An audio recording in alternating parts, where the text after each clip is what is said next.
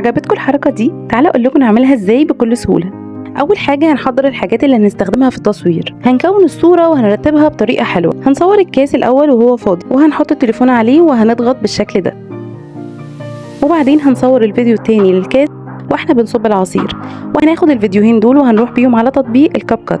هنفتح التطبيق وهنختار مشروع جديد. هيطلع لنا كل الفيديوهات اللي احنا مصورينها، هنختار الفيديوهين اللي احنا صورناهم. هنبدأ نعمل المونتاج للفيديو. هنضغط على الفيديو التاني وهنختار من الشريط اللي تحت كلمة ترقب أو اوفرلاي، وهنسحب الفيديو عند اللقطة اللي احنا عايزينها. الخطوة الأخيرة إن احنا هنضغط على الفيديو التاني وهنختار من الشريط اللي تحت كلمة قناع أو ماسك، بنضغط عليها وبنختار سبليت أو انقسام، وبنسحب الخط بالطريقة دي عند بداية الكاس عشان يبان الكاس والفون ده.